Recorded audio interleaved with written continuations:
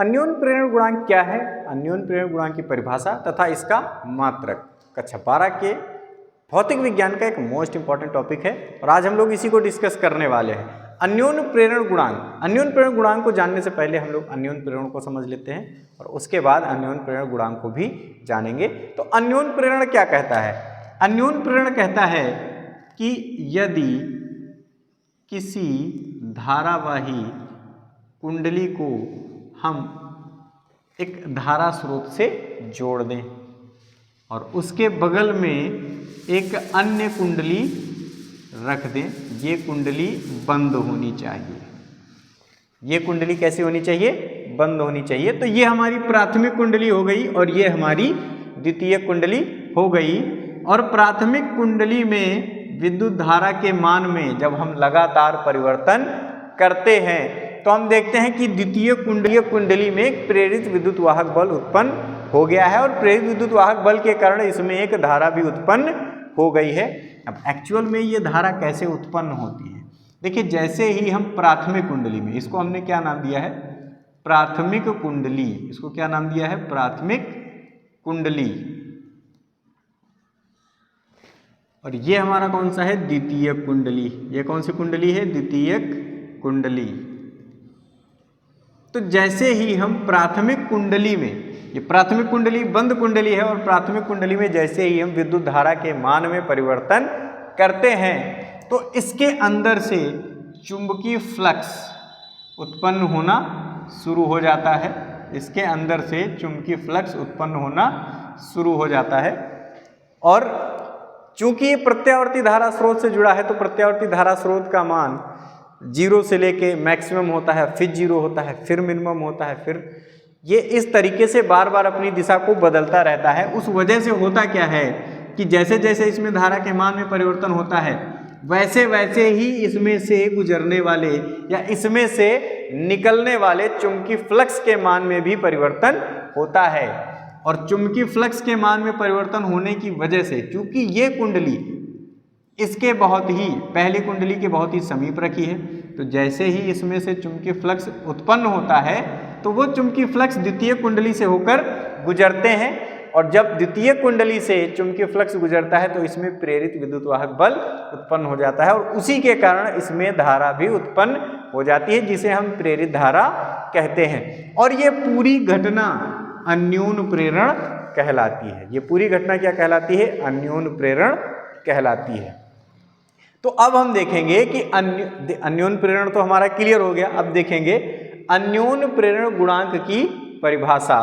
तो अन्योन्य प्रेरण गुणांक की परिभाषा करने के लिए हमें पहले कुछ चीजें पता होनी चाहिए, तो उनको हम लिख लेते हैं और उसके बाद हम अन्योन्य प्रेरण गुणांक की परिभाषा लिखते हैं। माना, हम यहाँ पर लिखेंगे, माना प्राथमिक कुंडली में, माना प्राथमिक कुंडली में बहने वाली धारा I तथा I कह लें या I1 कह लें, तथा द्वितीयक कुंडली में फेरों की संख्या, द्वितीय कुंडली में फेरों की संख्या n है। हमने क्या मान लिया? माना प्राथमिक कुंडली में बहने वाली धारा I1 तथा द्वितीय कुंडली में फेरों की संख्या n है। तो द्वितीयक कुंडली से गुजरने वाला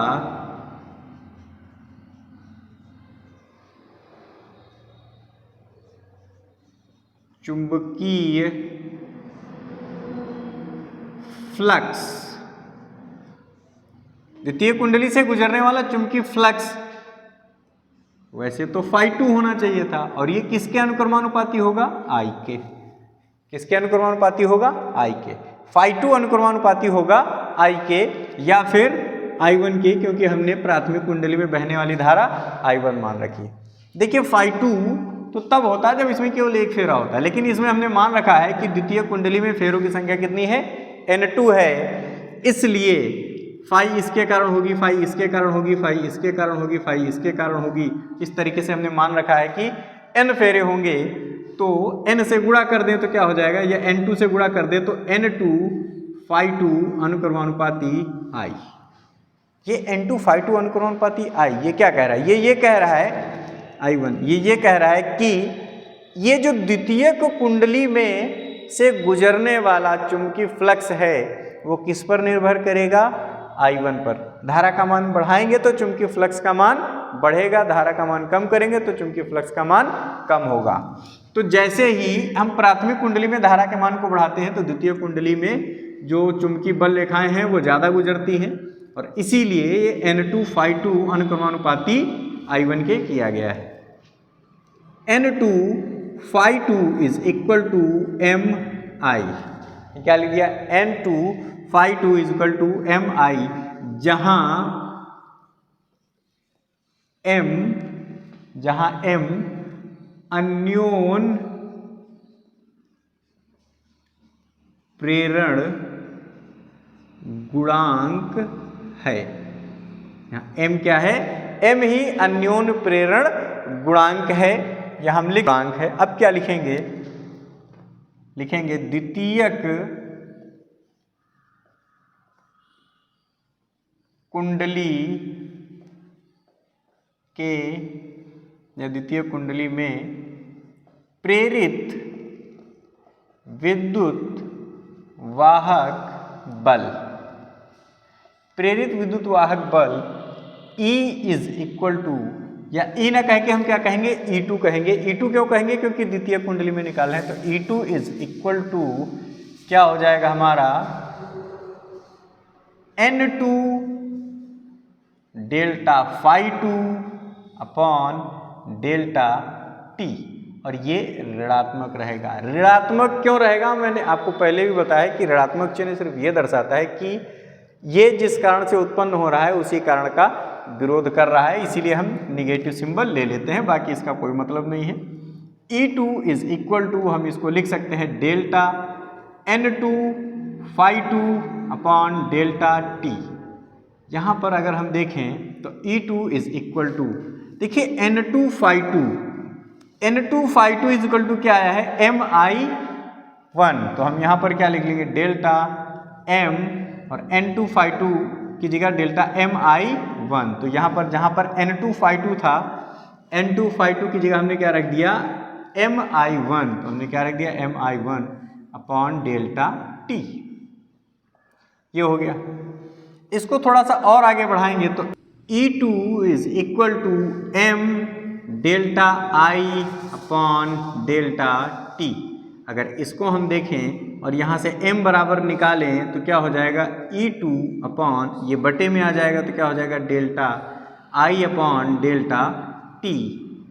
और यदि delta I upon delta T is equal to 1 हो गया, delta I upon delta T is equal to अगर 1 हो जाए तो क्या हो जाएगा, ये हो जाएगा E2 upon 1 is equal to m, या E2 is equal to m, और यहाँ से अन्योन प्रेरण गुणांक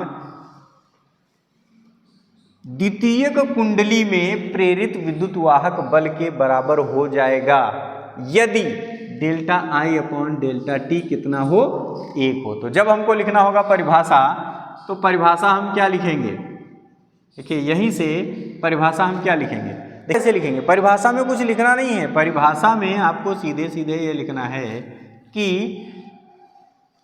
अन्योन प्रेरण गुणांक m जो होता है, अन्योन प्रेरण गुणांक वो द्वितीयक कुंडली में प्रेरित विद्युत वाहक बल के मान के बराबर होता है, जबकि प्राथमिक कुंडली में जो धारा प्रवाह की दर है वो एकांक होनी चाहिए या फिर इकाई होनी चाहिए।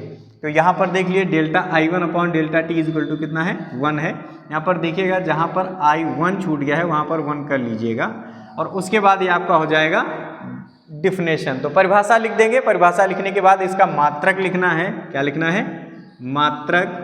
मात्रक मोस्ट इंपॉर्टेंट है, मात्रक इसका होता है हेनरी। क्या होता है, हेनरी। अन्योन्य प्रेरण गुणांक का मात्रक क्या होता है? हेनरी होता है। तो इसको बहुत अच्छे से याद कर लीजिएगा। आज की वीडियो में इतना ही, मिलते हैं अगली वीडियो में एक नए टॉपिक के साथ। तब तक के लिए जय हिंद, थैंक यू।